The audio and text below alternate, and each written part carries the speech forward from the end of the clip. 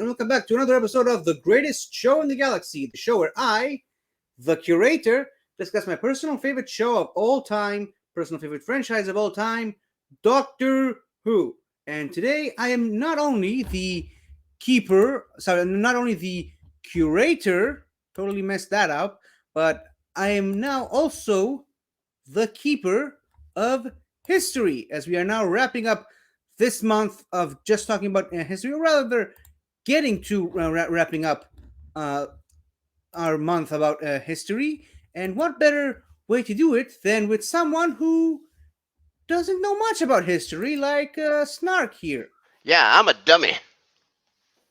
Yeah, you definitely got the hat for it. Oh my gosh. How dare you, sir?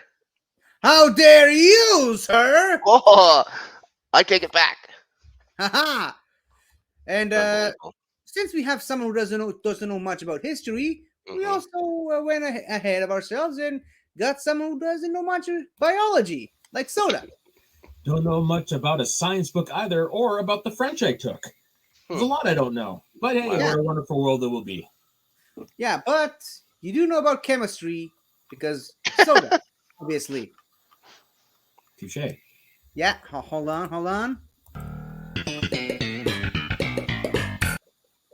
I gave it to Yikes. myself. There we go. So, Oh my gosh. speaking of history, here's something pretty historical, I would say. Would you say that birthdays are pretty historical? Wow, would I ever? So, Yep. And starting us off, obviously, we got the birthday sections going from the 16th all the way to the 22nd. And there are some interesting ones today, and especially with this first one on the list today, Mr. Larry Barnes. I'm going to show you the picture. Please tell me what you think his contribution to Doctor Who is. fashion. Sherlock Holmes. Well, Snark is a little bit closer than Soda. It is a very Sherlock Holmes inspired episode, but no. It is a fantastic coat hat combination. I'm extremely assuming it has jealous. something And to do vest. with Baker. What? Unbelievable. Something to do with Tom Baker. Yes, you're getting warmer. Nothing? We got No. nothing else. He was Too credited. mesmerized. Well, technically he's uncredited, but he is a magic advisor on the talents of Wang Chiang. I figured it had something to do with that episode. Yeah. And I just love that he's got magic advisor on his credits. And that's just funny to me. But speaking of someone who enjoys making some magic across the film and television realm, also on the 16th, Mr. Thomas Sangster. Oh, sure. Yeah, we know him. I'm gonna say Of course. we know him. We've all seen Queen's Gambit, right? We've all seen the Maze Runner movies. Yeah, he was in Doctor Who before all that happened. Who would have figured? He was. And the amazing two-parter, Human Nature and the Family of Blood. And speaking of one-off characters who also have certain credibility in other projects outside of Doctor Who, on the 17th, John Johnston. Yes. Recognize the guy? Yep, from the Christopher Eccleston episode Dalek. Yep, Henry Van Staten. Yep. So here's the joke I was alluding to. Have either of you seen the movie Fourth Kind? No. No. Okay, so he's in it. He's playing a real world person, a real life person who his mind went mad by aliens and causing him to take his wife hostage and shoot his wife and shoot himself, and it's a whole thing. So I was thinking, and this movie came out about a year or so after the episode aired. So I'm like, having a Dalek in your basement really does a number on your brain, doesn't it? Yes, Oh. it does. So does crystal meth. Which I'm sure that had to be involved in there somehow. So on the 18th, we have Mr. John Abineri. I really hope I'm pronouncing it correctly. He has several credits on the Doctor Who realm, ranging from Fury from the Deep, The Ambassadors of Death, Death to the Daleks, and The Power of Kroll. 4 credits to be specific. Now, it appears to be a list comprised of people with who are mostly known for doing other things besides Doctor Who, because on the 18th, we have Miss Miriam Margolis. Oh, sure. I love her. Yep. Madame Pomfrey. No, Uh, not Madame Pomfrey. No, the herbology teacher. Professor Potts. That's what I was. Yes, that's what I was thinking. I knew it was like herbology. Professor Sprout. Sorry, Professor Sprout. Yes. Yeah, she was. She also was on the Sarah Jane Adventures as Leaf Blatherine, a distant cousin of the Slovene. It's a whole thing. You can look it up. Okay. But yeah, on the 19th we have Mr. Michael Cochran. He has various different credits, primarily on Black Orchid and Ghostlight, but he has many Big Finish credits, primarily on the Graceless series and some of the main uh, monthly range. I'm not really going to go into all of them, but yep, he's definitely credited on a lot of them. Now, speaking of someone with a huge contribution to Doctor Who, Mr. Michael Wisher. Hmm. He's got many credits as mainly villains and other characters all throughout the classic era. But for the most part, I mean, I think anyone who knows Doctor Who knows why he's here. He's the original Davros from Oh, Genesis of the Daleks. Yeah, so and I'd he say also that's worth being on here. very much worth being on. He also voiced Daleks in Frontier in Space, Planet of the Daleks, Death to the Daleks, and 30 Years in the TARDIS, a sort of other thing involving Doctor Who. Now, on also on the 19th, we have Mr. Colin Powell. I really hope I'm pronouncing it correctly. Again, another person with many credits on to the world of Doctor Who, from Revelation of the Daleks. He also was in. He also played Mr. Crane in Rise of the Cybermen and the Age of Steel, which one of you recognize from the picture. He was in the Fearless series on Big Finish. He was in Grand Theft Cosmos on Big Finish, and the aforementioned Graceless series. Now, on the 20th of May, quite possibly the biggest name on this Oh list boy. today, the wonderful Mr. John Pertwee, Yay. Who? the third Doctor. Yeah, banned. Yep. Beat it. Now Technically, he's history. Oh, he's bad. He's bad. technically, I'm not wrong. He did play a character called Who. At oh my gosh. Well, I mean, I'm calling the Mounties. yeah, I mean, he did used to have the word "who" on his license plate on the car that he used in the show, so Hmm. See, that's correct. Now, moving on from that bad joke, the snark. Yeah. This usually happens when you're here, Oh boy. and I swear I am not doing this on purpose. It just Okay, we'll happens, see. it just happens to tie in with the topic of the show because also on May 20th, John Lucarotti, who wrote several of the historical episodes we will be talking about today, like Marco Polo, the Aztecs, and the Massacre. Hmm. Yeah, I mean, the history guy who just happens to be born on this particular week. Who would have figured? Well, And after Snark being on, like you said, odds are pretty good, apparently. Yeah, that's right. and speaking of history, we also have on the 20th Miss Jessica Rain. She, of course, played the character of Emma Grayling in the Matt Smith episode Hyde, as well as playing the legendary figure Verity Lambert on An Adventure in Time in Yeah. Space and Time. I'm like, she looks so familiar. And now you know why. Yeah. And wrapping up our list, on the 21st, we have Miss Juliet Cohen.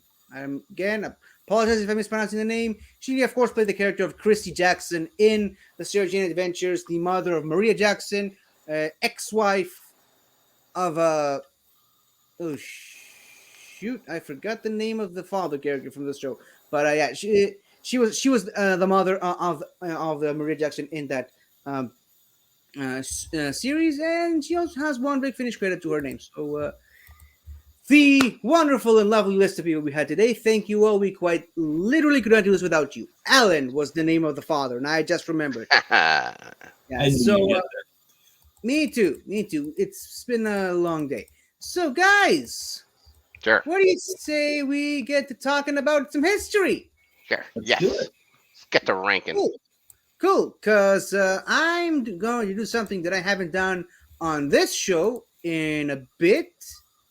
Oh, A tier list. yay!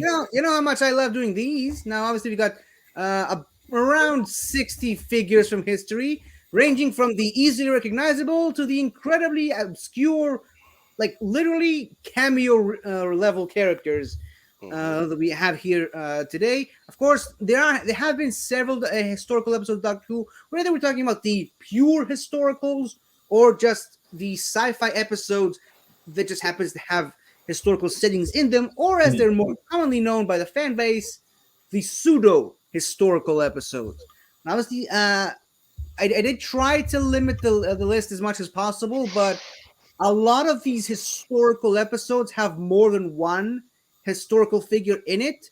Mhm. So I tried to filter out as much as possible, but if the character is noticeable enough and has a significant enough role in the story of the episode, of course they're going to be on the list. So I did what I could, and now we're somehow left with a list of about 60 people. So of course we have Absolutely. five tiers right here. The ST, of course, is called fixed points in time. Obviously, characters and people we quite literally could not exist without the way Mm. that our real world timeline is.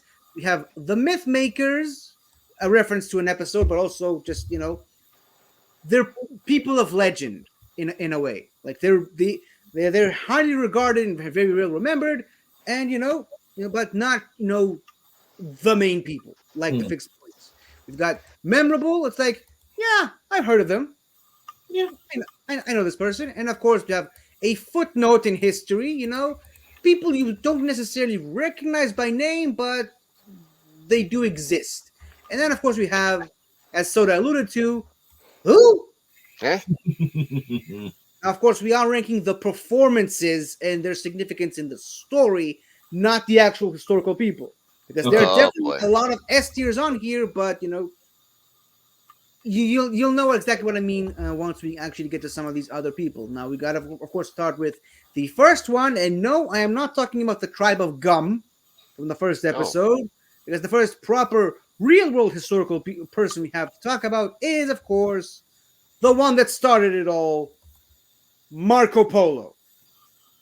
Yeah, I mean, Mark Eden set the ground rules for what a historical person in Doctor Who should be. I mean, without him, you wouldn't have any of the other people on the list today. I mean, if that episode falls apart, it doesn't work, we don't get this. We do not have these historical episodes without this person's contribution to the episode. I mean, I think it's gonna be S tier. You guys haven't watched the episode. What do you have to say?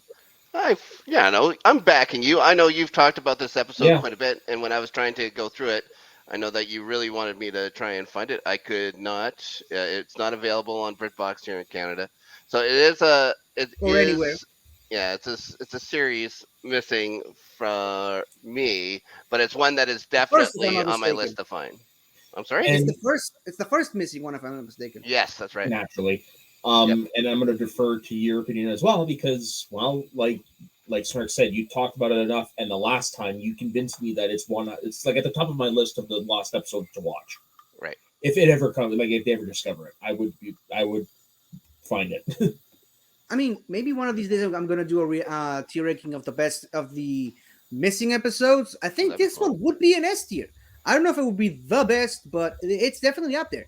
Put it in there. It's great despite the fact that it's missing, and it's Mhm. a perfect example of how these missing pure historical episodes are still great. Hmm. To to the detractors of that, but I Yeah. mean, I think it's pretty obvious. I mean, he's got to be fixed point in time. I don't know if he's gonna stay at the top, but he's definitely gonna be an S tier all the Mhm. way through. Now, of course, this episode also introduced us to Kublai Khan, who has a very Oof. interesting and funny Oof. moment with the doctor. I'm sensing an oof. Yeah. That's a white guy, isn't Yeah. it? Yes, Yeah. it Yeah. is, but you know what? You gotta realize I know. context in which it was made. Yeah. They weren't really planning on authenticity. To them, it was just doing a stage performance, Mhm. Right. just on film. And you're gonna see that a lot with the Hartnell era historical people, Sure. several ones in particular. But again, just don't treat this as whitewashing. Just treat this as it's a play. It's a live action play that sadly is no longer live action because it's missing. But Sure. Okay. there's some really funny moments with Kublai Khan in the episode. The doctor loses the TARDIS in a game of backgammon to this guy. Ooh, Oh. backgammon. Yeah, and obviously he's the Khan. He's the Lord of the world, the King of the world. Khan!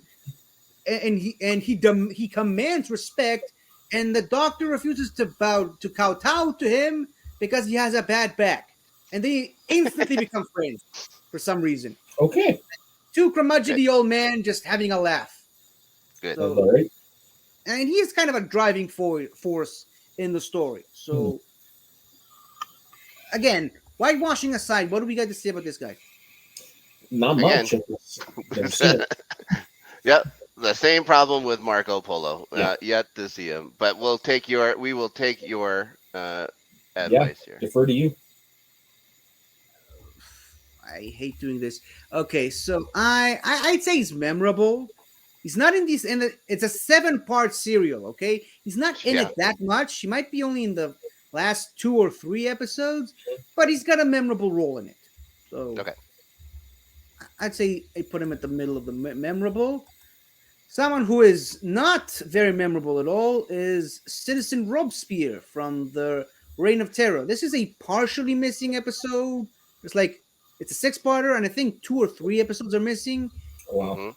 And he shows up in some of the not missing episodes, but he's incredibly forgettable. As a villain, he doesn't do much. It's Mhm. mostly the rest, and it's a very boring story, in my opinion. It's if it weren't for that story, that first season would be one of my highest. It's an S tier season, in my opinion. This is the only dud in that whole season. But, Oh, wow. That's and a big part of it is this episode, and also a big part of it is this character. Really, the only memorable thing that he does in the episode is he gets shot at the end, and somehow he's still alive when the people of France drag him away from his office. Mm-hmm. So, based on what I just said, any preference? Yeah. Well, I would put him as a footnote in history. Yeah, I was not thinking in the not same in thing. actual history, but for the show. I was thinking the same thing, a footnote in history. Yeah, I was between who and a footnote, but yeah, it convinced me. Now, much as I don't really like that episode a whole lot much, there is one really bright spot in it, and it's when Napoleon shows up. Now, Napoleon, thankfully, is in the last episode, which is not missing. It's fully intact. He only has one scene in it, but it's definitely a memorable one. He takes this slugfest of an episode and elevates it with Huh? one scene that we don't really get to see any of the other characters. Just having a conversation with someone, but it's just his presence. I mean, it's freaking Napoleon of all people, and he commands the screen whenever he's on. Sadly, the Doctor never really got to meet him on screen at any rate, but I think he really takes this slugfest of an episode and elevates it. And really, the final part of that serial really is is the only one worth watching, and he's a big major part of it. So where do we put Napoleon? Based on what you said, I probably would put him in the Myth Makers. And this is the only time he shows up, right? Yeah, in all of Doctor Who. Yeah. Would you Well, put him in on Mythmakers or television. at the top of memorable? I'm leaning towards top of memorable or bottom Yeah. of myth.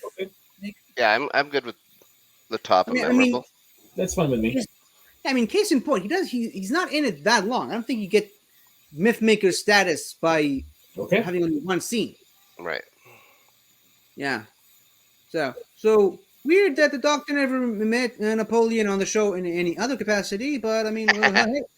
So let's move on to the other historical one. And thankfully, finally, we got a not missing historical episode Oh boy. with the Romans. And of course, we have to talk about Caesar Nero, played by Derek Francis. I love this episode, and he's a big reason why. I just love it. I love it. And his performance again. No, Context: Caesar Nero, for those of you who don't know, not a very likable dude, not a very good Yeah. person. Not a great guy.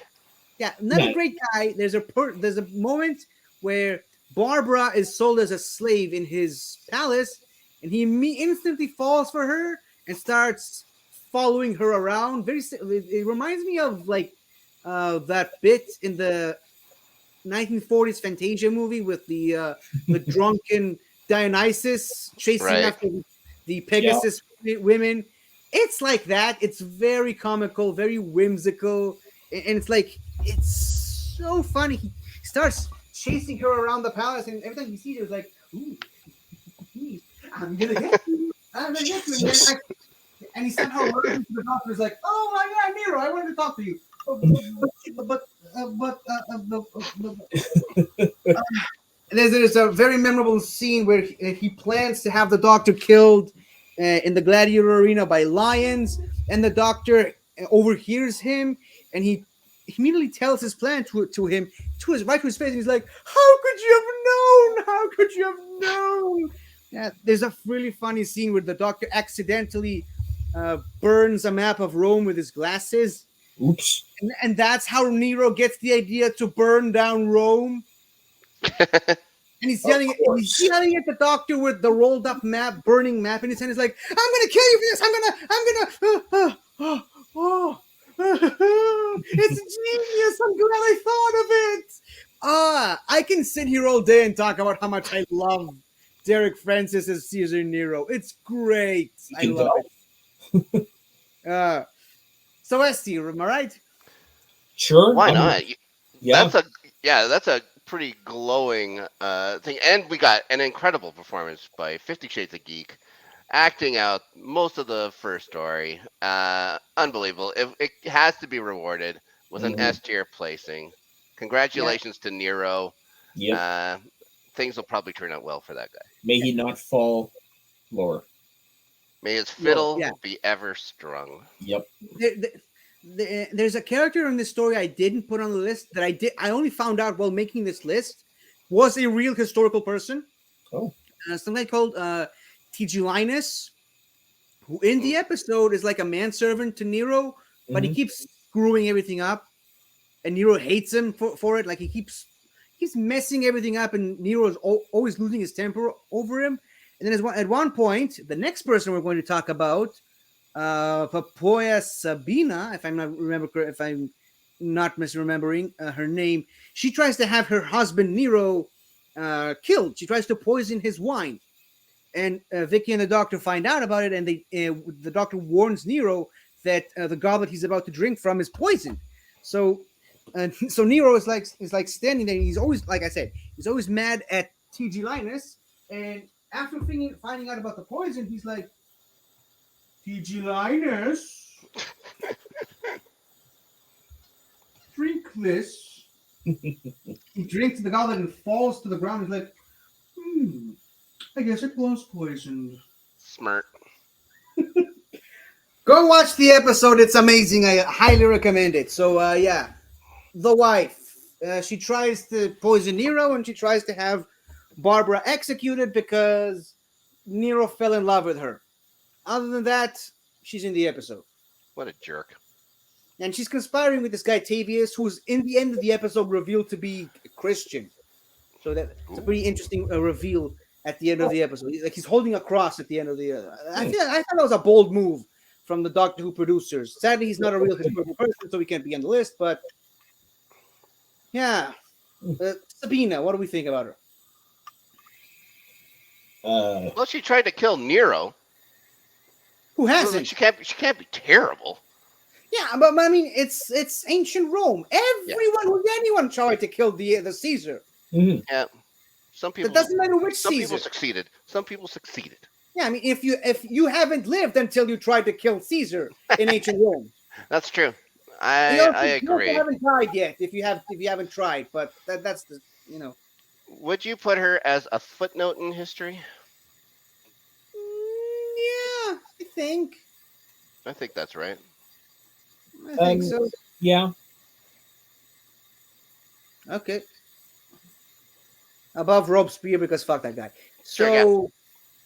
Again, even though you haven't seen the next one of the episode, I leaders of the think French Revolution. yeah, even though you haven't seen this episode yet, I can tell you that the name Julian Glover means a lot to some of you, Of course.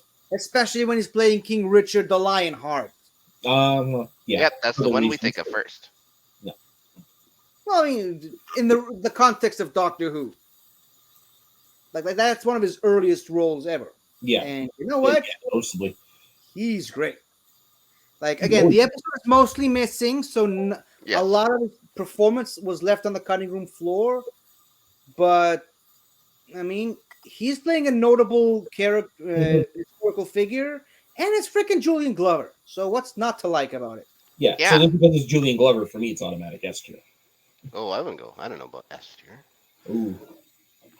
Well, if yeah, there's you can't tell the entire piece of work, but I would put him in Myth Makers, but I'd leave him alone from S tier for now. I'd say Mythmakers is very fair. 2-1. Okay. Yeah, that's how democracy goes, Soda. You know. That's right. You learn something new every day. Yeah, in case you didn't know. Now, speaking of the Crusade episode, his sister Joanna, the Queen of France, I think France, was played by Probably. Jean Marsh Hmm. a year before she was a companion.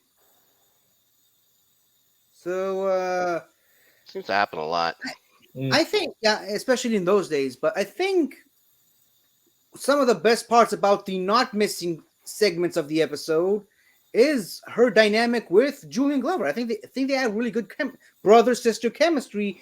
Full disclosure: in the episode, he tries to sell her off Smart. as a gift to Saladin's father, Saladin's brother, Of to course. marry him to make peace between the two factions. And naturally, as any woman should, she resists. Of course, she does, and she ends up coming up with an alternative plan that doesn't involve her being paraded around Jerusalem like that. Good for her. But good for her, and yeah, I think. And she also has some really good chemistry with the Doctor. You can tell she has companion material written all over her. Yeah, Jean Marsh, that is. That's right. But since you haven't seen the episode, what do you think about this? Her. Sounds fun. I mean, that's really all I can contribute because, like you said, I haven't seen the episode. Would you make her a footnote in history? Do you think she's memorable? Do you think she's memorable just from the story? Memorable from history? I I wouldn't say think memorable from history. I wouldn't say memorable for history either, but I think in the story she works really well. Yeah, Okay. that's probably She's as not- high as I would go. I think between Napoleon and Kublai Khan, Sure. they're good. Now, full disclosure, spoilers. That's not Okay. really the only time we're going to see Jean Marsh on this show on this episode. Wow. I wonder Yeah. why. Mm-hmm. Now, lastly, from that episode specifically, and I'm putting these two together because really that's really the best I can. We have Saladin and Safadin, or as I know them as Salahadin and Safahadin. Oh, okay. But yeah, again, white people playing Muslim roles. Let's move past that. But Yep. I think the guy playing Saladin was really good. Safadin was meh, but I kind of grouped them both together because most of their scenes they're together. There really isn't one without the other.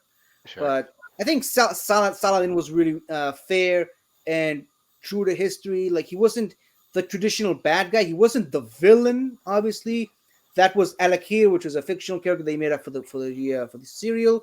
But as you know, the ruler at the time, I think the writing and the acting was very very fair to what that figure was, and is remembered too. Is remembered still to this day. Safadin was a bit of a jerk, but we're not going to get to that. So these two are, I would say I would put them even less than Jean Marsh's Joanna, but But that's- still memorable. You don't think you don't want to put these two characters in a footnote in history. You want to put them still in the memorable tier more than Kubla Khan. Should they save the same kind of space as Kubla Khan then? I think footnote works better because despite being such integral parts of the episode, they Yeah. really aren't in it that long. Like I said, the majority of that side of the story is occupied by Elakir. Okay. But Right. so I think they should at the very least be at the top of the footnote more than Sabina or whatever her name is. Okay, now we're into some cameo territory that I mentioned earlier from the Mhm. episode The Chase, because the episode pretty much starts with the Doctor fiddling with a time space visualizer he acquired from the Space Museum the previous episode, where it literally allows him to see moments from history. And the moment that Ian really wanted to see from history is Abraham Lincoln. Naturally. Now, and it's it's the one scene we only get to see the speech, and they get to admire Honest Abe, and that's about it. Is it the Gettysburg Address? Is it what? The Gettysburg Address. Address. Uh, I, Ford, yeah, Ford, I think it is. I 7, think so. You probably know about that moment in history more than I do. So, Yeah. and they brought Abraham Lincoln onto the show. Okay. So, would you say it's a footnote or it's a who or whatever? Well, Again, because if it's just the one scene, yeah, this has to be either at the bottom 2 tiers. him doing a speech that's been in countless other movies and TV shows, Yeah. but this time done by British people. Yeah. So do we put him at the bottom, or bottom secondary bottom? What he doesn't even interact with anybody. If they're just watching, if he has no interaction at all, I would just put him in the Who. Yeah, I'm with that. If it's like if these cameos, if none of them have any relevance to the story, have any contact with the characters, they should. Alright. Yeah, Fine. bottom. True, I agree. Also in this scene, we get William Shakespeare and Queen Elizabeth I, but since we're going to talk about them later anyways, we're not going to rank them here. Yeah. And it also features the Beatles, but it's a recording, so it's still Naturally. stock. Now, here's something that actually does interact with the characters, and someone I am going to need help with the name because I boy. do not remember. Okay. But I'll just put up the picture while I look up the name. It's the captain of the Mary Celeste, Oh shit. right before the Daleks sink the ship. Hold Hold on. Give Is me that Captain Briggs? Benjamin Briggs. Yeah, Yeah, Benjamin Benjamin Briggs. Yeah, Briggs. Benjamin Briggs. Captain Briggs. Frig, this is one I can. If I were allowed to rate on historical, I would probably be able to contribute more to the conversation. But like I said, it's mostly a cameo, but he does interact with the characters before the Daleks show up and all hell breaks loose. Okay. Well, you put him higher. He's at Higher than least Lincoln. a footnote in history. Mhm. And is it like the Doctor showing up and everybody going overboard? Is that what? Well, the That's an doctor interaction. the right? doctor doesn't show up. I think it's only Ian, Barbara, and Vicky. Oh, okay, right, And yeah, then yeah, the Daleks show up, and then everyone jump overboard. right. Yeah, I put him up higher than that. There's an interaction, Mhm. if nothing else. More than Robespierre, definitely. Yeah, sure. Okay, sure, yeah. Works for me. Okay, now for a full-on historical, with an episode that gave the name to one of the tiers, the episode "The Myth Makers," and of course we have Agamemnon, the King of Greece. Now, honestly, this episode I really had to filter out a lot. Okay. This episode features a whopping 9 historical figures. Oh. Like, in addition to Agamemnon, hold on, let me just go back to the wiki thing. In addition to just Agamemnon, we have King Priam, Achilles, Hector, Paris, Cassandra, and Troilus, and Menelaus, and Odysseus. Yeah, 9 characters. I took out Achilles and Hector because they're only at the beginning and they kind of die before the characters even show up. So, first character we actually get some interactions with is Agamemnon, but he kind of fizzles out as the episode moves on, and it's more Odysseus that takes the heavy load as far as the episode. But Also, Agamemnon, yeah, was Hector or Achilles actually ever alive, or were they just part of a story? it's Doctor Who. I mean, Um, the whole point of the episode is, oh yeah, guess what? The Doctor gave them the idea to build a Trojan horse. and that's the thing. Like they've never really been able to prove that actually happened. I think that's more where Snark's question is. Yeah, that's what I'm saying. That's why they can't do an episode like this. Yeah. Sure. As for his So- historical, Mm. It might have happened. yeah, Agamemnon may have been alive. Mhm. So, Yeah, I think there's enough proof of Agamemnon being around, yeah, and there was a war between Greece and Troy. But I'm pretty sure a demigod wasn't part of it. oh But, yeah, the Doctor impersonated Zeus. By the way, just saying. Of course he did. Yeah, perfect. Agamemnon. Would you rank him as high as memorable? I think I'd go that far. Mm-hmm. A little more than Kublai Khan, though. Yeah.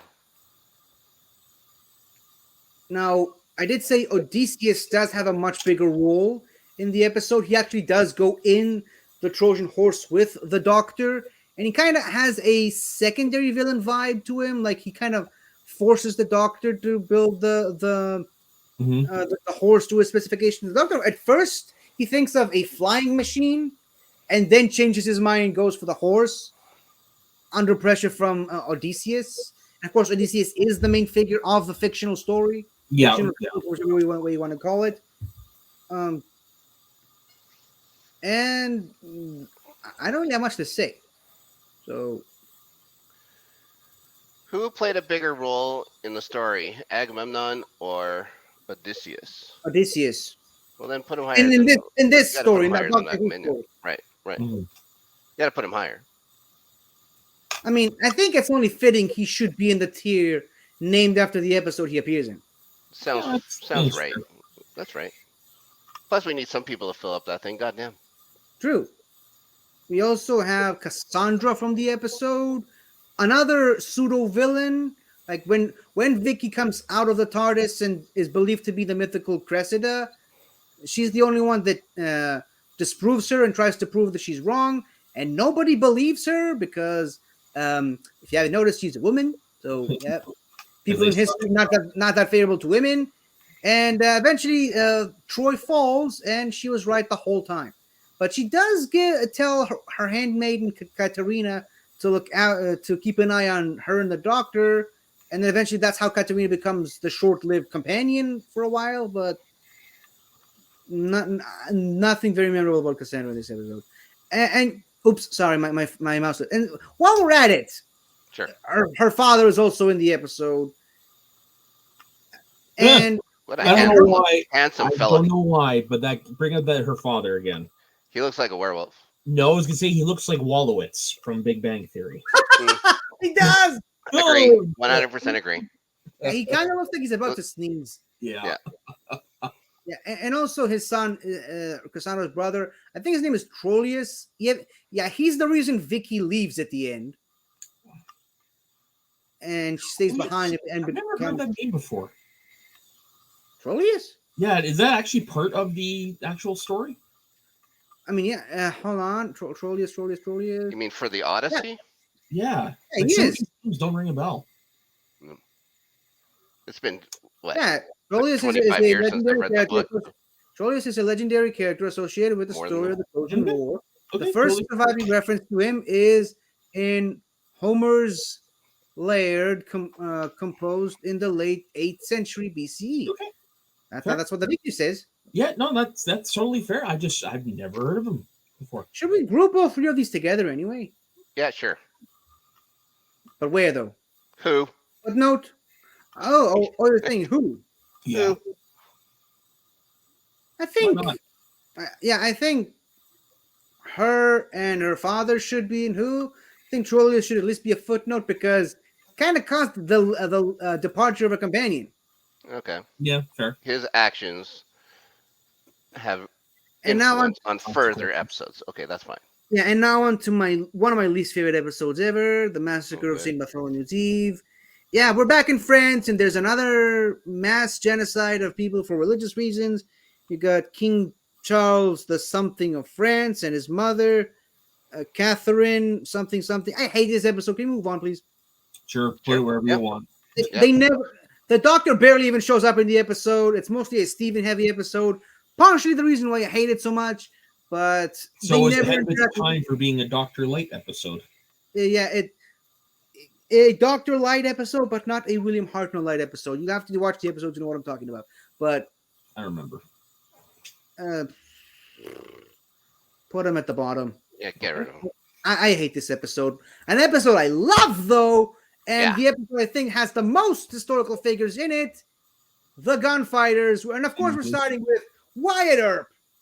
Now the other Earps do show up in the episode, but they get killed off really quickly. So Yeah. we got Wyatt Earp.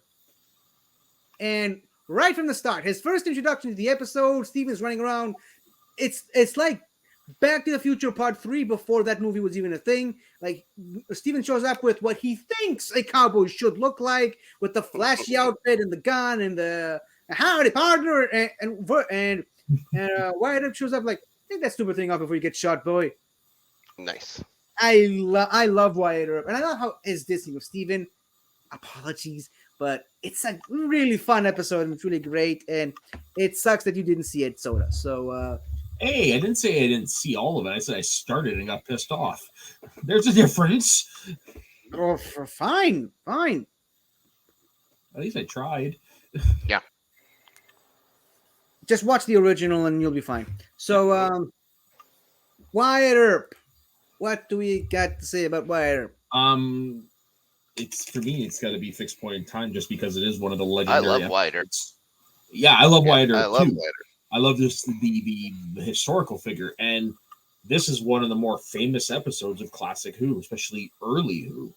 Yeah, it's the last episode to feature individual names for every part of the episode. Yeah.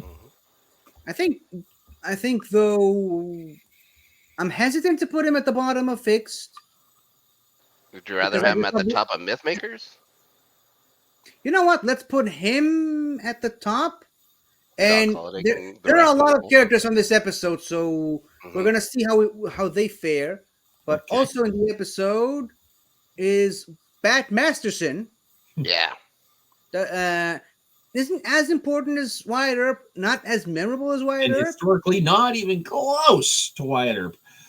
He's At pretty that good. point in time. Historically, he's pretty famous. He was a good It- sheriff. Oh no, that's not what I said. I said historically, not even close to where Wyatt Earp was at this Oh no, time. well, We hardly weren't even in anybody the is. same That's area. unfair. That's Yeah, unfair. I mean, it is Doctor Who, Yeah, and I think it's been a while since I've rewatched it, but I think he's not at that place when the thing happens. I would hope So- not. Nope. But I mean, still, where do we put this guy? I think he should be a memorable, Mhm. Yes, maybe 100%. maybe even above Napoleon. Yeah, sure. Okay, I can work with that. Of course, the main reason for that episode existing is Doc Holliday, and I'm Yeah. putting Kate there with him because They I couldn't find a picture of them separately. Yeah. So- Did they actually call her Big Nose Kate in the show? No, they just call her Kate. Okay, because that was her nickname, was Big Nose Kate. Mhm. I know that, but they don't call her Big Nose Kate in the episode. Just saying. Was she French in it too? Wasn't she? Isn't she supposed to be Hungarian? I can't Mm. remember. No, she's Love- she's definitely the got the Wild West stereotypical American accent in the episode. Well, Doc Holliday is my favorite dentist. Ever. Yeah. Favorite Probably the dentist, most famous but dentist. you wouldn't want to check up over at his place. Probably not. Probably not. Get tuberculosis, probably. Yeah, you can't have him as high up as Wyatt Earp. Would you put him in that same tier? Or would you put him in just memorable? I mean, the stuff he does in the episode make him worthy of S tier or high A. I think. Yeah, he kidnaps Dodo at one point. Yeah. And he shows that he's not a stereotypical villain. He does good stuff, but he also does all the bad stuff in the episode. Yeah. Just like in real life. He's also Yeah, people's Huckleberry. I'm your Huckleberry. Hmm. I God, that's think pretty fun. I think he should be top of myth makers. Great. Sure, works for me. And there's a lot of people in this episode, like the Clanton brothers, and hmm we're going to group them all Important. together for time concerns. I mean, they're in all the parts of the episode, but I mean, really, Unenemy. yeah, they're mostly. I mean, there's a funny moment where they have Dodo and Steven at gunpoint, and they force Steven and Dodo to play the piano and sing the ballad of the Last Chance Saloon, and that's how the first part ends, and I get a cliffhanger. And I think the next episode is its name is "Don't Shoot the Pianist." Oh my God. But other than that, I mean, they take a lot of L's in the episode. Which I'm pretty sure was the name of a Elton John album. Don't shoot, I'm only the piano player. Maybe, Long title. but yeah. So the Clanton brothers, where do they fit? There's no shootout at the OK Corral without the Clintons. That's true. True, true. So they are memorable. Yeah, That's what we think. 100%. Yeah, Yeah. I'd be good with mid to bottom of memorable. I think over here is enough. Sure. Right next to Okay. Napoleon. Okay. Now, a late entry to the episode is Johnny Ringo. Oh, God, Johnny yeah. Ringo. It definitely has a presence when he shows up. He shoots the barman, like literally one of the first things he does. It's very in line with the real Johnny Ringo. Hmm. Yeah. And he kind of takes command of the pack of headless chickens that are the Clanton brothers in the episode. Oh, look, the doctor's in this picture. I just noticed Yeah. that. Yeah. But yeah, Johnny Ringo, I think, is a better villain in the episode than the Clanton brothers. But I mean, he still loses at the shootout at the OK Corral. So, What? so Yeah, what- memorable what- for sure. Well, of course he's memorable, Yeah. but is he higher than memorable? I think he's not high enough to be outside of memorable, but he's between Bat Masterson and Napoleon. He could go either way between those guys. So where we I would put him? have him higher than Napoleon. Yeah. right next to Masterson. I think that's right. Yeah, it works. Yeah, and now we're finally done with the gunfighters, and oddly enough, we're also done with the first Doctor era. Whoa. Now we're on to the second Doctor, So and that's this a is lot for the first Doctor. I mean, the pure historicals ended kind of after he left, but for the second Doctor, this is where things get crazy Oh boy. because we have Lemuel Gulliver. Go from Gulliver's Travels. Yep. You mean In the the fictional episode of the character Mind from the book? Yes. And he actually does follow the Dr. Jamie and Zoe a lot in the episode. And by the way, do either of you recognize the actor here? Looks familiar? No. Kind of, but it's probably not who I'm thinking it is. Who are you thinking it is? It's definitely not who I'm thinking it is. Okay. It looks. I've got this Richard Chamberlain, even though I know it's not him. Okay, he's the guy that eventually plays Chancellor Goth in the Deadly Assassin episode. Definitely way off.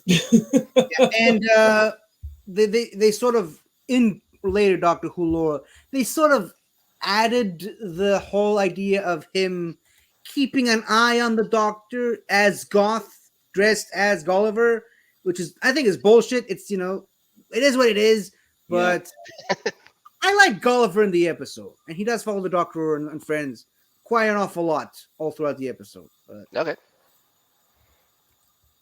I think he's memorable plus. I'd put him in the top of memorable. Sure. Okay, works for me. Pretty good spot for a historically made up character. Mhm. Yeah, historically made up character. And speaking of historically made up characters, in the episode The Mind Robber, Rapunzel was also in the episode. Sure. Okay, Yeah, and Letting down their Jamie hair. climbed on her golden locks. Yeah. of course we did. But she's got like two scenes, but it's pretty funny. She's sort of she's playing on the she's making a joke at the expense of the damsel in distress stereotype before it was cool. So Gotcha. Self-aware. Okay. yeah, very self-aware. Now, obviously, the episode also has like D'Artagnan and Blackbeard and Cyrano in the episode, but they're such minor cameos they don't even bear being mentioned. So just Rapunzel for now. But Rapunzel, what do we say about Rapunzel? Oh, she's not gonna go high for me. Yeah, me neither. Neither. I think she's a footnote, but a Sure. good footnote, but a footnote nonetheless. Okay. Like right here. Okay, now we're out of the black and white era, and Whoa. Here's one you might know, Snark. I know it already by the picture. King John from the King's Demons, who eventually is revealed to be Chameleon, operated by the Master. Mhm. But did you notice the leap we made from the second Doctor all the way to the fifth? Yeah. Yep. Not a lot of historical figures in between that, but yeah. No. What do you think about this episode? Since you've seen this finally, I love the episode. You know I love this episode.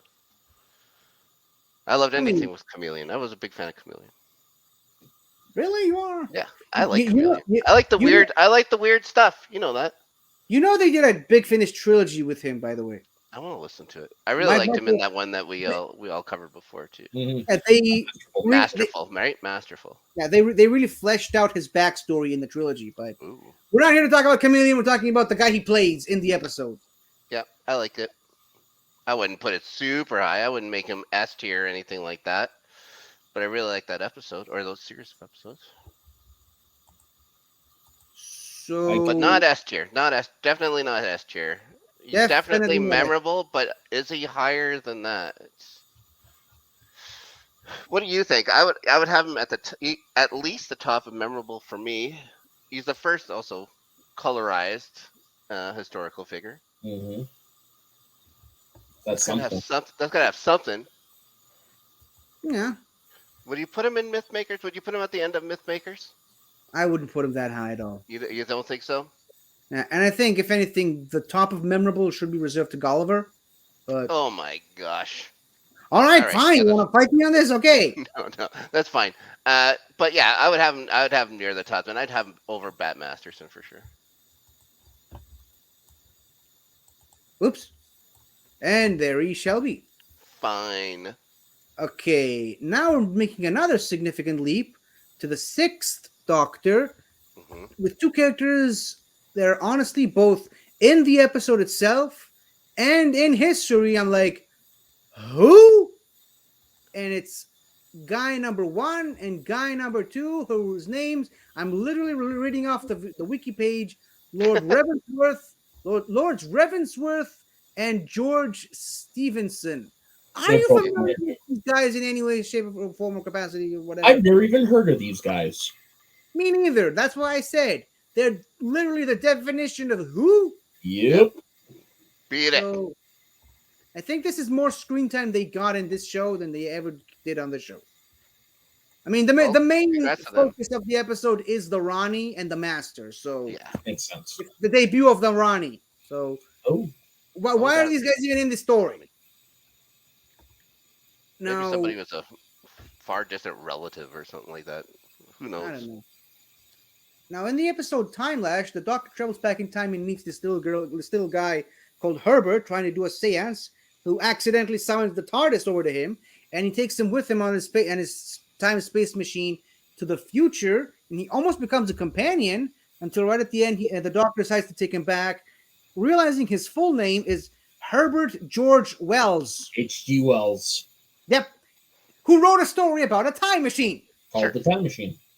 Yeah, called the Time Machine. So I think he's definitely memorable. I wouldn't put Yeah. him in the higher tiers, but he's very, very memorable.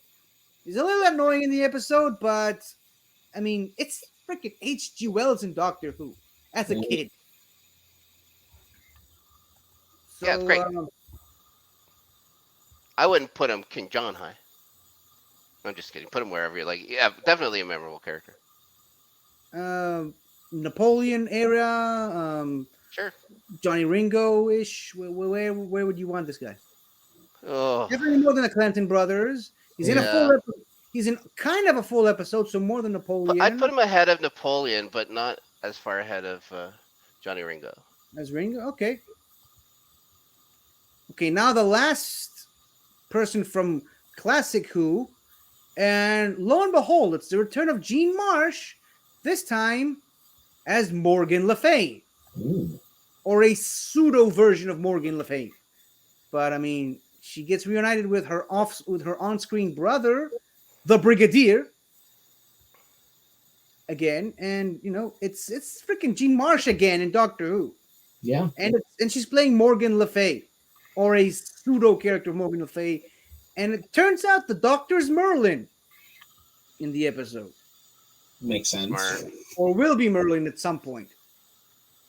But Doesn't she play like the evil queen in Willow as well? Yeah. Yeah, Yes. 100%. You could look at that and you're like, that's Oh, where yeah. also No, where I know her from. She was you know definitely that Willow. that's Beth Morda. Yeah, Beth Morda. And of course, as Who fans know her as well, married to Mercury.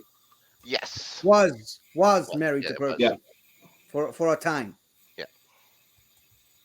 Uh, Morgan Le Fay.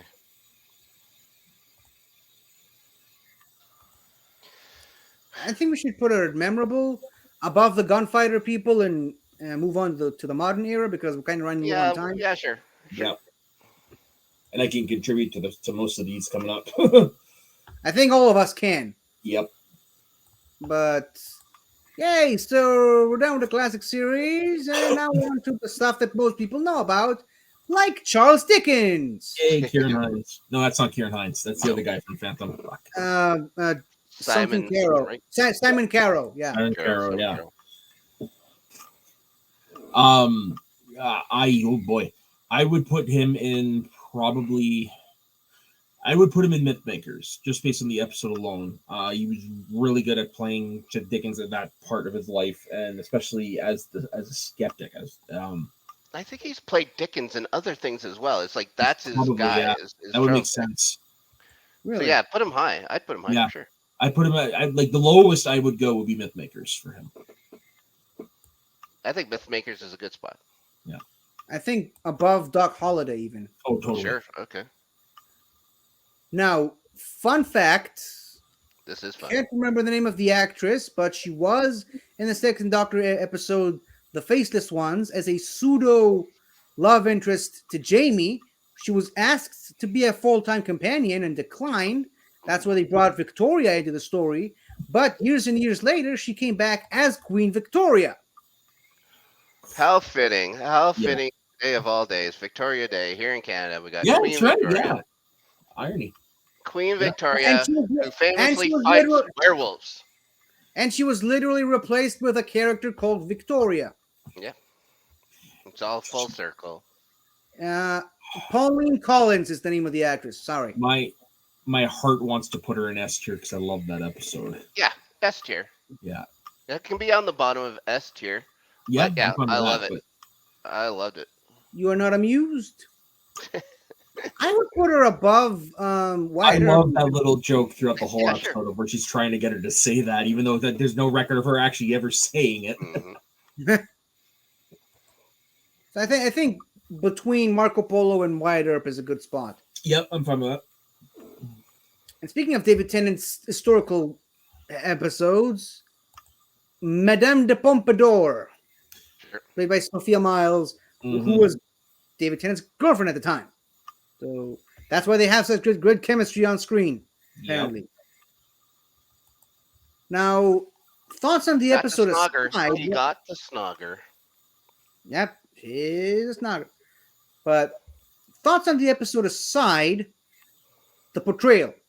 What do we say about her as Madame de Pompadour? I would put her probably between. I would put her right in the middle, actually, Mythmakers. Right in the middle? Right in the middle. Between Doc Holliday and Yeah. King. I almost called him King Julian. Oh yeah. that I would work like too. to move it, move it. All right. That's Yeah, what I because would he's the king and he's Julian Glover. Yeah. But also in the episode, King Louis, the something of France. I would put him lower because he's not memorable. Yeah, Yeah. it's not as Not important to the show. Well, like if you were to list off 5 things from that episode that is He's That memorable, not the one of them. Was he he's the probably Sun number 10. King? I can't remember. I can't remember which Louis that was. Louis Le 14th. The 14th. So he's a footnote. Next to Rapunzel and Yeah, Captain- sure. That's Yeah, good. I'm fine with that. Okay, this next one, hands down, S tier. Like, I mean, it's freaking William Shakespeare, Yeah. of course. He was Yeah. already in Doctor Who, and then they brought him in full. The amount of Yeah. times the Doctor has met William Shakespeare in Doctor Who across all media is staggering. enough to have More influenced than any other historical figure, in my opinion. yeah, no, this episode and this character are S tier. Like, there's just no question about it. And of course, famously at the end, to defeat the witches, he says, Expelliarmus. Yeah, I love that. yeah. Yeah. 44 back in Great. just punch the air. Good old JK. Yeah, I would actually put him at the top for sure. Right above Nero. Yeah. Love it. Now this next one, I don't even think should be on the list personally. I think this is going to be in a Who for me. The Queen Elizabeth II? The archival footage of Queen Elizabeth II. She's never. That's the picture I went with. Okay. I was talking specifically about her in Voyage of the Dam. But that's the specific picture because I'm not gonna use her from the back, and it's not even her at the in the episode. Okay. And this episode was way before the William Shakespeare episode. That's why it's this Gotcha. here. Right. We're talking about them, and of course, Queen Elizabeth has appeared in Doctor Who several times, but this is the picture I'm going with. Okay. For Because it's coronation. actually her. For coronation picture. Yeah. So, Again, where are we going with Queen Elizabeth II? would you put our longest ever reigning sovereign as a footnote in history? Soda? Your longest reigning sovereign, not mine. Yeah. Thank you. I talked to Soda. I was talking to Soda. Yeah, in history, no. In Yeah, terms of the list, yeah, I'm good with that. Where did you want to put her, Snark? Footnote. Footnote. I mean, it is a glorified cameo. Yeah. All 3 or 4 times she appears. It would have been funny if we put her in Who, but I think a footnote in history is fine. Agatha Christie, ladies and Sure, of gentlemen. course. This is another actress who's actually played Agatha Christie across multiple mediums. Right. Doctor Yeah. Who is good like that. Yeah, it's good. It's Well, fine. no, that's why she was hired for this role. Is Mhm. because she's played Agatha Christie multiple times. Like I said, Doctor Who does that. See the next entry up ahead. Right. But Yeah, we're talking Agatha Christie, and again, it was a great episode. very good episode. This is another S tier for me. I don't Go think ahead. I don't think the episode is an S tier, but I think she plays Agatha Christie really well. Yeah. I can't say she's an S tier for me. I'd put her right next to Charles Dickens, which is highly respectable as it is. Yeah, I think good you're with right. Yeah, I'm good with I'm putting good it with that. near the top of Mythmakers. I put Dickens a little bit ahead of her as the performance, not the I think maybe the episode as well.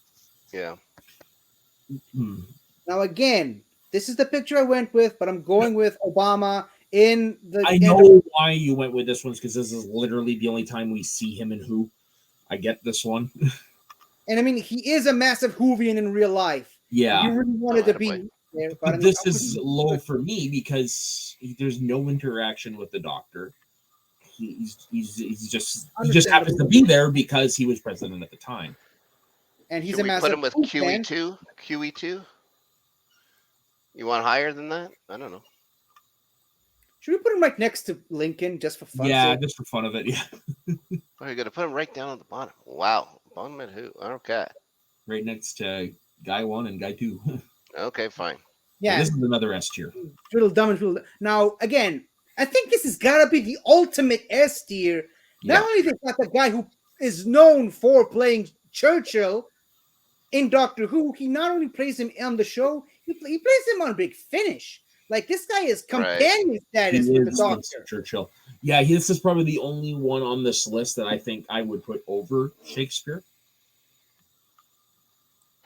Me too. I The mean, old, ooh, all right. again, it's rare that you get a actual historical figure as a companion of the Doctor, and across multiple different Doctors to Right. Mhm. boot, from books to audios to TV episodes. I mean, even comics. I mean, he is Churchill, and Churchill is an Him. integral part of Doctor Who.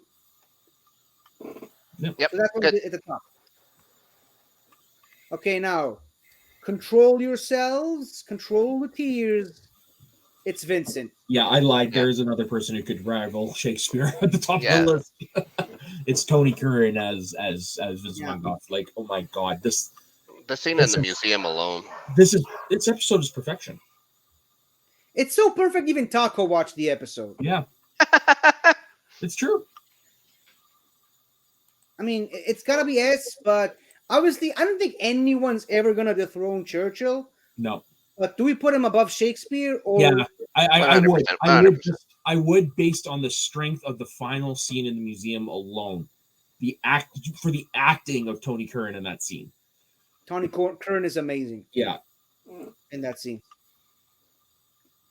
Someone slightly less amazing, Richard Nixon yeah. in the Silence two-parter. Mhm. I mean, it is Nixon. It's definitely playing I've, Nixon in the I've seen episode. better Nixons. Yeah. I know a Me good too. spot to put him. Right on President's Row. Yeah, Really, you put him that low? He was No, in the no. episode for a significant. He's actually an bit. integral part of the episode. I Yeah. would, I'm good with top of memorable. Top of memorable. That's where Gulliver is. Uh huh. I put him below Gulliver. Well, that's still top of memorable in the top Yeah. part of memorable. And Captain Henry Avery. The Pirate King. I probably put him more I towards don't think he's the referred lower to as end of pirate, memorable. king, but I thought he was the king of the pirates. He wasn't around for very long, but I think that's how he was referred to, if I remember right. I don't I know. mean, I love that he shows up in the Battle of Demon's Run. I just wish he was in there for longer. Mhm. I mean, it kind of feels like they just shot him and his son off screen while they were filming Curse of the Black Spot and just added that scene been. into. Yeah, I like that demon thing that kind of dusts that dude too. Mhm. I like the episode, but as far as him, no, it could have Yeah. been anybody on that boat. It didn't have to be him at all. Yeah. I'd say footnote in history. I like the scene when he's in the TARDIS and he immediately recognizes all the systems. Mhm. A ship's a ship. Yeah, ship's a ship. I put him right next to Saladin and Safadin. That's Sure. okay. Okay, my least favorite historical figure ever, Ooh, Naturally. yeah, Adolf Hitler. I mean, for credit where it's due, Asshole was a fascinating historical figure, Mhm. but as mentioned in the disclaimer, was like A piece of shit. he was the biggest piece of shit who ever lived, and he Mhm. was in Doctor Who for all of 5 minutes, and a very funny and memorable scene. Yeah, but- and that's about it. and That's they the could only, have eliminated him a year before World War II starts. Yeah. and didn't. that's all this. That's all him in Who is a memorable scene and the name of an episode. And he's a bastard. Yeah, so I would put him at best footnote in history. At best. I was gonna say who because That- the oh, that- cameo that's- nature. no, I'm fine with that. He That's why I doesn't said deserve at to best. be any higher. That's why I said at best footnote in history. So So I think he should be at the top of the Who. Yeah. He's not. Sure. He's not even in the picture that we're using for the tier list. You only see his arm and a little bit of his body. Mm-hmm. Now another pseudo cameo here with Queen Nefertiti in Dinosaurs on a Spaceship. Real life person, Yep. but she wasn't the central focus. Here's the thing: most of the historical figures we talked about now in the modern series, they were the main focal point of their episodes. Not her. Nefertiti wasn't; she was just there. Yeah. So she's not top tier. No, She no, might be no. middle tier, but what say you? She'd be at the end of memorable to the beginning of footnote. for Yeah, I'm me. good with that. I think probably more than the Khan or Agamemnon. Okay. Come on. You disagree? No, I agree. I was just every time you say Khan, I feel like yelling out Yeah. Khan. Oh, that's what you said. Sorry. Yeah. Sorry, my bad. Another character who wasn't the focal point of her episode, but she was there, Queen Elizabeth I. Yep. Finally get closure for something happened years and years ago. Mm-hmm. Not necessarily, not, I don't think it was necessary, but we got it. What do we think about this? I think she's good, but I do find her slightly annoying. She's even worse than the novelization. I'll just say that. I didn't Wow. know there was a novelization. I'll say that. Almost every episode of Doctor Who's ever been novelized. Just saying. Really? Well, would you sad. Especially footnote the her? classic. What? Would you put her in footnote? I mean, no, I would probably You put wanna her go in higher? memorable. Like, I mean, I I heard memorable because of how much she contributed to the very episode. much so. It's just so, like I said, it's just a person. I think her portrayal gets a little grating after a while, but Right. she is an important part of that story. I think, and this is where I'm leaning towards between Napoleon and H.G. Wells. Sorry, Herbert. Any objections? Yeah, that's fine. That sounds good to me. Yeah, I'm good with that. Okay, cool.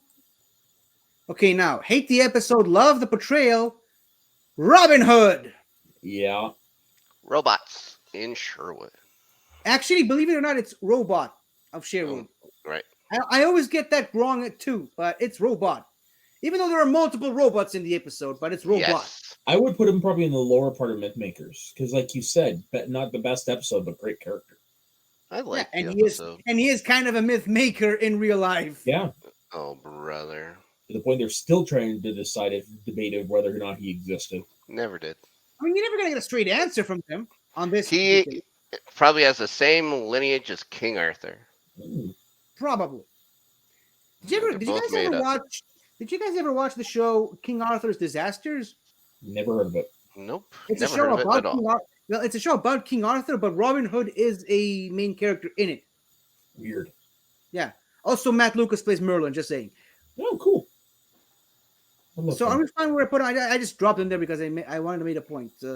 Are we fine with this? Yeah, I'm fine with that. Yep. Good.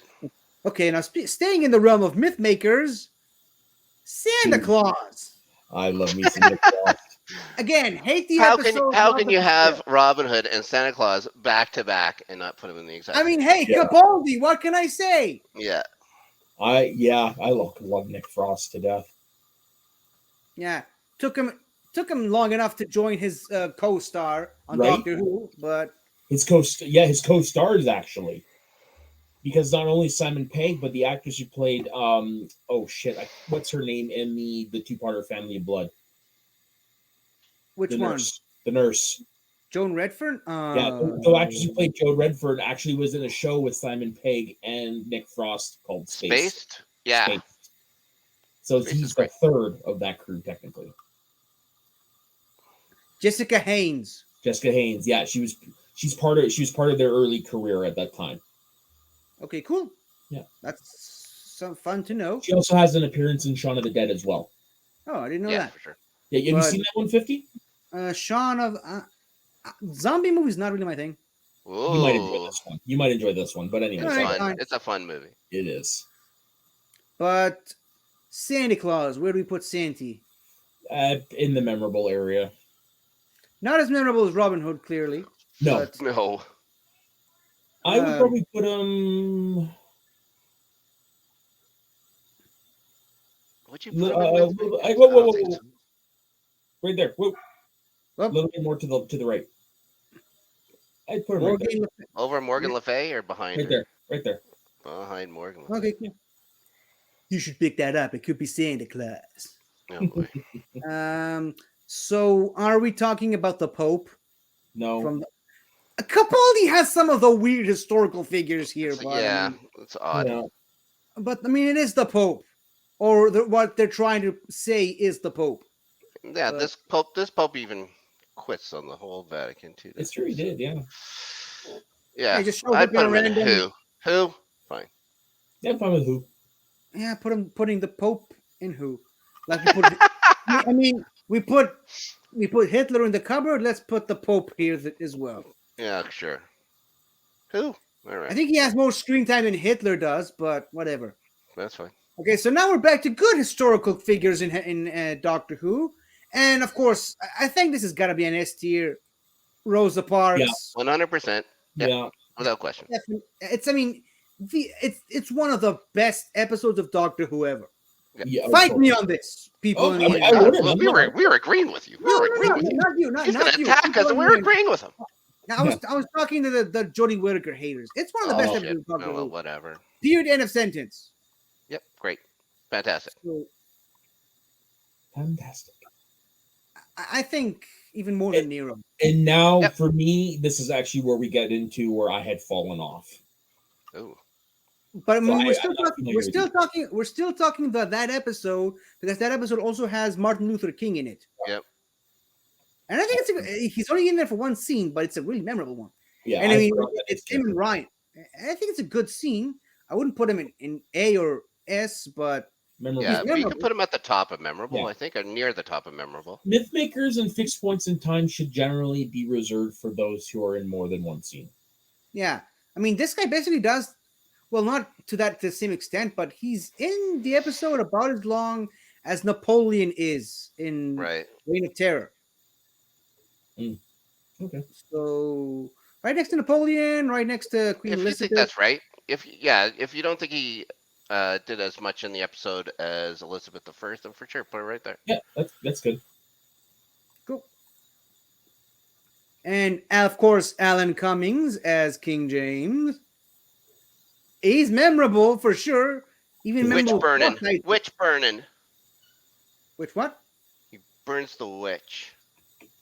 Ah, That's all I remember I from that. I don't remember the rest of the episode much. I just remember him. But he's fantastic. You don't remember the end of the episode? He's. I remember him just being electric and stealing the show. Yeah, he's Alan Cumming. He does he's that. not coming. He outshines the Doctor in this episode. Yeah, he's great. I think he's got to be a myth maker for sure. He's at least a myth maker. I'm Yeah, just go wondering there. if he would be even the bottom of S tier, but I like myth maker for him. I put him up there even with Doc Holliday. Mm. Where is Holiday? He's the black and white one. Do you have the Bes- slightest idea how little that narrows it down? Besides Madame de Pompadour, how about He's that? from the Hartnell era. Shut up. Oh my god. So below Renette and next to Robin Hood. Oh, yeah, it's definitely higher than Robin Hood for me. So Yeah, did you watch the okay, that's show? fine. That No, place but- right where you have it, I think it's going to be fine. He's a myth maker, a very good one. So yeah, Very I good one. never got to this episode, unfortunately. And you must have never gotten to Spyfall either because we have Ada Lovelace up No. next. I mean, I just know Ada Lovelace from the Doctor's enthusiastic response to meeting Ada Lovelace. yeah, I've never heard of him before either. There's so much going on in the episode that there's barely enough time to develop Ada Lovelace or the other character we're going to talk about next. But Yeah. Footnoter. Yeah. by the way, it's Oh, she's an Witchfinder. English mathematician. Okay. What? She's an English mathematician and writer. Yeah. So are we saying footnote next to Avery or Known for her Saladin? work- Chiefly known for her work on Charles Babbage proposed mechanical general purpose computer. I already The fell analytic asleep just engine. when you started saying that. Yeah, stop reading the wiki. Where are we putting Ada Lovelace? Right there. Right there is fine. Yeah, I'm I She good. can't- was an Next to actual Rapunzel. person, so she can go higher than Rapunzel. Yeah. True. And I'm honestly going to have to look this person up again. Noor Inayat Khan from World War II. Oh, I she's thought in he was this talking about. Yeah, she's Khan in the from Star episode even less than Ada Lovelace, but she does Okay. contribute. There's a really fun moment in it where I mean she mainly, as you can see in this picture, she mainly uses Morse code because World War II. But there's a moment there where the Doctor tries to communicate with the Master, and she does the 4 knocks in Morse code. Ooh. Oh. So it's a memorable moment Yeah, no kidding. because of the Doctor, not because of her. So I'd say top of footnote in history at best, like literal top, based on I that. think if you say it's a memorable moment, then it should be a memorable, right? It doesn't have to be near the Yeah. top of it. but it's a memorable moment because of the Doctor, not because of her. And remember, she's in the episode less than Ada Lovelace. Yeah. I think she should be right next to Rapunzel and King whatever. Okay. Sandwiching Rapunzel. Spy Pretty follow much. character sandwiching Rapunzel the way it was meant to be. Hmm. I never thought I'd hear anyone saying that, but okay, thank you.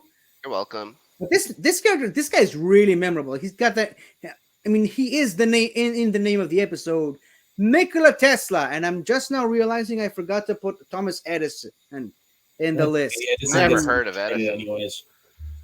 Nikola Tesla, one of the most famous residents of Niagara Falls, Ontario, and Hamilton.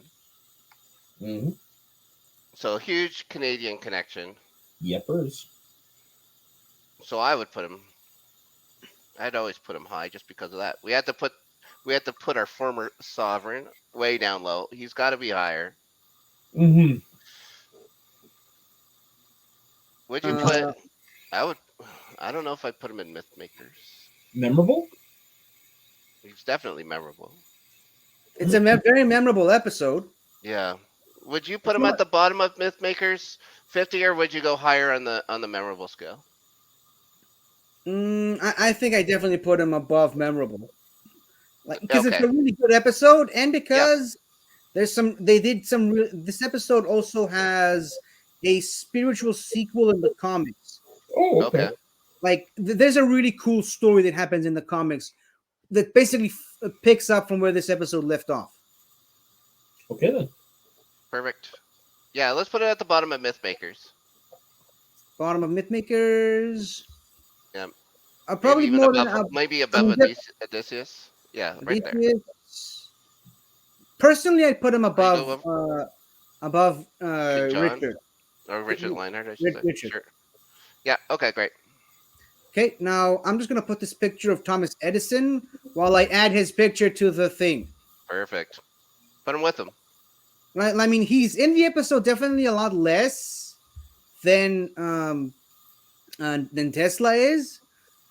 He does show up again in the comic book that I mentioned earlier, but I mean, he's In real kind life, of they both drove each other so much. Yeah. Mm-hmm. he's not, again, just like some of the other characters we mentioned today, he's not a straight up villain character, but he is an antagonist to Tesla in the Mhm. episode. And in real life, well, Well. Yeah. Well, he's yeah, more sure, alive than anything else. but he's definitely lower on the list for me personally than Tesla. Mhm. But I'd say he's memorable, not Yep. super memorable, but memorable nonetheless. Works for me. I think he belongs right next to H.G. Wells and Queen Elizabeth. Fine. That's me. Okay. Good. Cool. And now after Edison and Tesla, we have Mary Shelley. Now for Love that. for clarification, we are talking about the Jodie Whittaker Mary Shelley, not the Paul McGann Mary Shelley. Oh, Just yeah. just so you know. Mm. But Mary Shelley, we're not talking about the fictional, the historical character. We are talking about the Doctor Who connection of the character, and I like the episode. I really like the episode. I like her husband in the episode. The Doctor Yeah. has a great speech in the episode.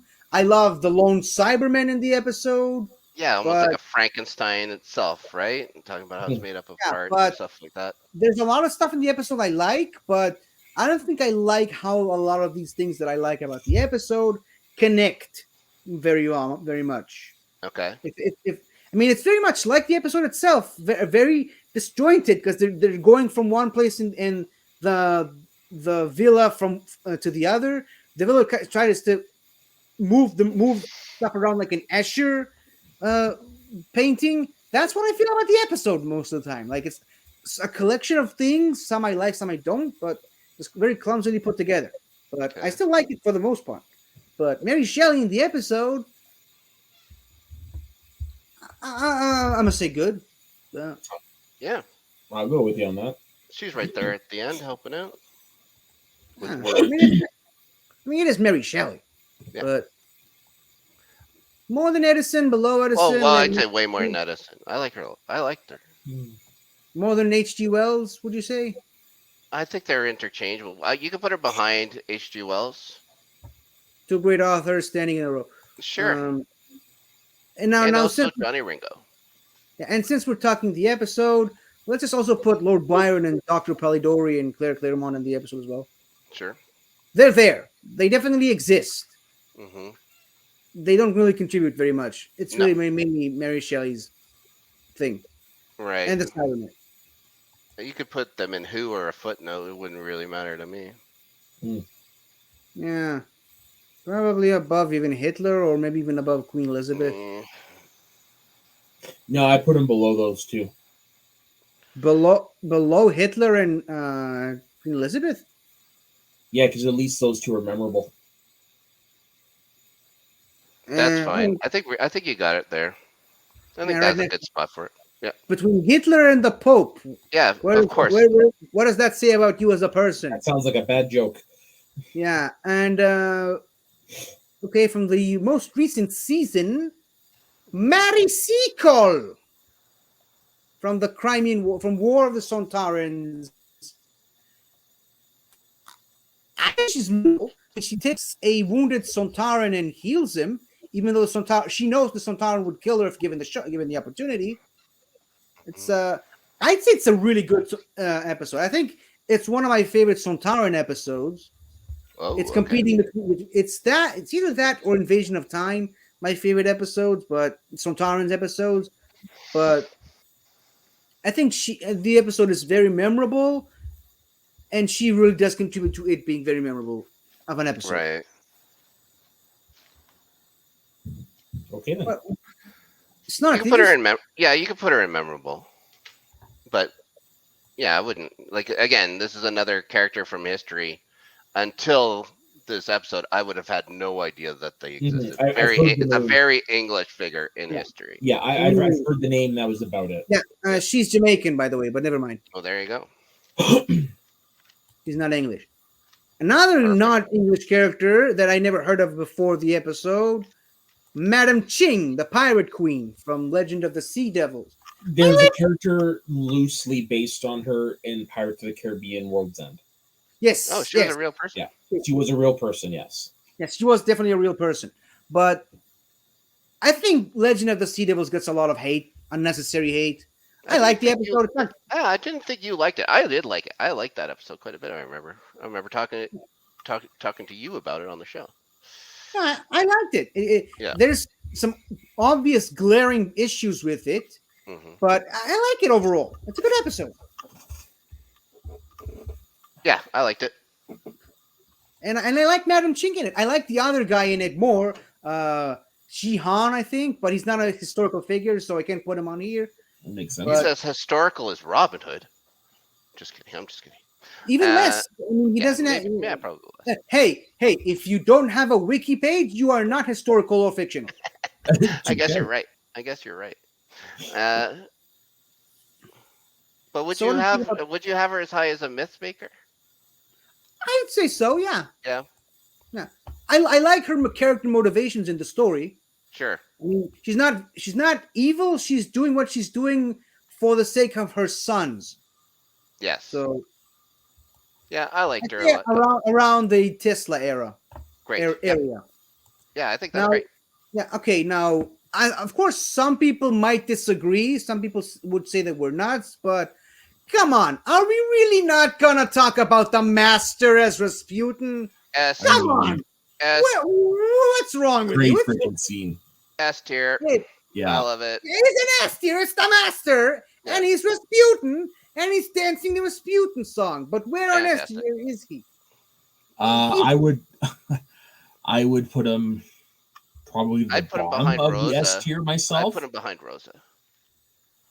Behind Rosa. Okay. Oh, I would probably put him more towards Would you go around higher than the that? Would you Queen. go? I don't know. Where are you guys thinking? I would put him above Shakespeare. Ooh, you're thinking You would 3. really? Wow. Yes, it's Sasha Dewan as the No, Master. yeah, but I mean, the thing is, though, that is an actor playing William Shakespeare, whereas opposed this is an actor playing the Master playing Rasputin. You know, Or maybe the Master really was Maybe. Rasputin Yeah, that's all what I'm along. saying. Maybe. Yeah, he was probably maybe. But I mean, Rasputin for all. me I mean, personally, I would put him. he has alluded to being Genghis Khan Like, at one point. we're talking now. Like, for me to move my place is moving like 2 over, and I'm comfortable with that. I think we have the top 2 nailed down, Yeah. and I absolutely loved Like Rasputin. for me, the highest I would go is right below Rosa. Just because to me it's Sacha Dhawan playing the master, playing Rasputin, whereas opposed to the other ones is the actor playing the character. That's just me though. If you guys want to put it higher, I'm okay with it. But I can for me, my list it can't go higher than Rosa. So we got two saying below Rosa and one saying above Shakespeare. Hmm. I think I'm outvoted. Let's put him right below Yeah. next to between Rosa and Nero. Great. And what a spot to be in! Sure. And that's our Seems list. right. That's our list. I think we pretty much more or less nailed the list. I'd say we did a good job. Yeah, especially these two, whoever these guys are. Yeah. Yeah. A couple of These are jerks. random guys. And but of course, I mean, I think no one can argue with this S tier right here, right? No. No, I think it's No. yeah, it's the one that Especially Especially, when it comes to the modern stuff. especially let's say the top 5 of the S tier. Yeah. Like it's non-negotiable. This yeah, S tier. Right exactly. here. Now, if we were basing it on the episodes, it might be a little bit different order, but we're not. If you were, yeah, true. If you were also doing it based on the real historical Yeah. people, also significantly different. But that is a story for another time. So, Snark, since you have to go really fast, let's start with you. Where can people find you on this universe in history? Well, in the Northern Entertainment Group, you can find me on Have You Seen This? Tuesdays, we talk about television and television-y things, mostly just television. Over on the Let's Get Ready Network, you can find me on LGRN, the highlights, talking about the Starting 11, our Premier League show. Just wrapping up the second last week. Next week will be our season finale for that. Playoff Beards also in full swing, talking about the Stanley Cup playoffs.